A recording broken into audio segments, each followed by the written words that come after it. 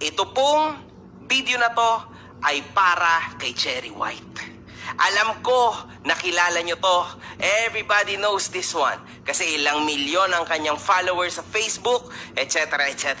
Gusto ko lang i-review yung kanyang movement. Kasi ang dami sa akin nag-request. Boss MG, check mo nga ito.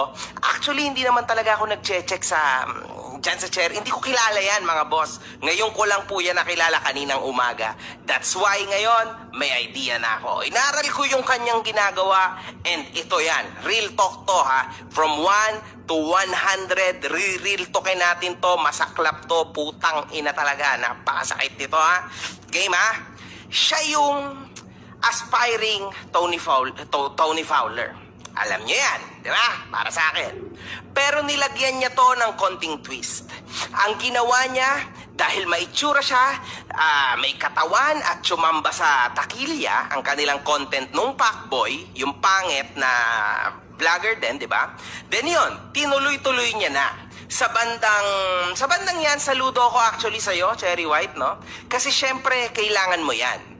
Bakit ba tayong lahat ng nasa social media para ay nandito, di ba? Syempre, para sa pera. Tangina, wag na tayo maging hipokrito dito, putang ina. Yung mga bobong tao na nagsasabi na hindi, tama na ang respeto, putang ina mo. Saan ka? Pakakainin ka ba ng respeto mo? Sa'yo na yung respeto mo, wag ka na magtrabaho habang buhay, ha? Sa'yo na yung respeto mo sa sarili mo at dignidad.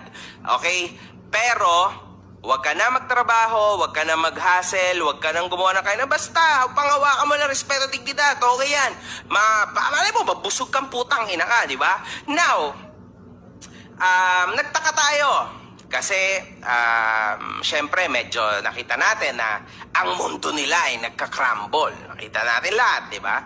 Syempre, sa mundo din kasi ng social media, mga kahombre ko, mapapansin nyo na may naangat, may nalalaos tulad ko, may mga nalalaos pero bumabalik, etc. etc. Pero meron ding mga Cherry White mindset na nakakaramdam ng bumababa na ang kanyang views. So, didiskarte yan, syempre, putangin na. No views equals no money. No money means no honey. So ano ang gagawin ni Cherry White upang maibalik ang dati niyang kinang? Kasi meron ding mga influencers na tulad ni Cherry White na umaasa sa kanyang mga social media accounts, umaasa sa kanyang mga views para kumain. Pero meron din namang mga tulad ko na ginagamit lang ito bilang hobby at para sa link ng kanyang sabong. Di ba? Ganun din naman si Cherry White, I think. Link naman siya ng online casino, di ba? So that's how it goes, man. Kaso lang, because alam niyo, sa totoo lang, mamaya, kwento ko sa inyo why. Now, ang kalaban ng mga influencers ay ang mga viewers. Pag paulit-ulit ang content na ibibigay or i-feed mo sa kanila, tapos ka na, kaibigan. Diba? Sa panahon ngayon, napakadali mo na lang palitan. Kasi yung mga kaya mong gawin, kaya din niyang gawin ng iba. Minsan nga, sa totoo lang, nagugulat ako kasi mas mahusay pa ang kakalabasan nila kesa sa original na sayo. Diba? Bago mangyari yon, inactivate na agad ni Cherry White ang kanyang Cherry White mindset. Putang ina. Kailangan niya nang ipagpalit si Pacboy. Saktong-sakto naman si Boy Tapang sa part na yun, di ba? Kasi yung mga katangian ni Pacboy, meron din si Boy Tapang. Kagandahan pa kay Boy Tapang, may dagdag. Kasi si Boy Tapang talagang sikat na sikat.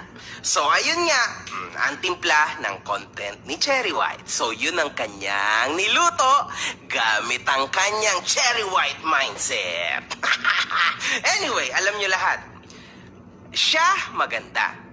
Ang ka-partner niya or love team niya ay mga kamukha ni Pacboy. So, alam niyo na yun, di ba? Let's not go there, man. Siyempre, doon siya pumatok eh. Eh di yun ang itutuloy niya, obviously, di ba? Dream niya yan eh. Isang maganda, well, how can I say this? Dream kasi yan, mga ka-hombre ko. Para siyang panaginip ng lahat, di ba? Na yung isang maganda ay napaibig sa isang pangit, tapos nagkatuluyan sila, tapos nagbablog sila ng happily ever after. Actually, Diba? Sa totoo lang, bilang Pilipino, that's what you like to see. Right? So, yun yung pumatok sa kanya. Tulad ko, ang pumatok sa akin yung pambabash, pangdidis, so pantira ng mga tao, pangwawalang niya. So, that's why nandito ako. And ito lang ang ginagawa ko. Kay Cherry White, yung ganun ang pumatok. Yung pumatol siya sa mga pangit, tas gawin niyang karelasyon kuno, scripted nga lang, tas papaniwalain nila yung mga fans nila, yung mga tao, and doon sila kikita parehas. Matalino sila. Kesa naman wala silang trabaho, di ba? They are good in that. Sa totoo lang. So now, madaming bobo nga lang sa internet. Siguro nasa 70%. Kung ano ang nakikita nila, iyon ang pinaniniwalaan nila. Pag nakita nila nag-flex ng konting cellphone, let's say, di ba? Magagarang sasakyan, malalaking bahay, automatic mayaman na yan sa kanila. Di ba? Kasi sa mga mata ng mga manonood, ganun yon. Basta nagpakita ka ng mga ganyan, sure mayaman ka na. Hindi man lang nila chinek. Second hand ba yung cellphone? Brand new ba yung cellphone? Hindi man lang nila chinek, sa'yo ba yung kotse? O pinahiram lang sa'yo? O nagpa-picture ka lang dyan? Alam mo yun, that's very much possible. Lalo na sa mga influencers.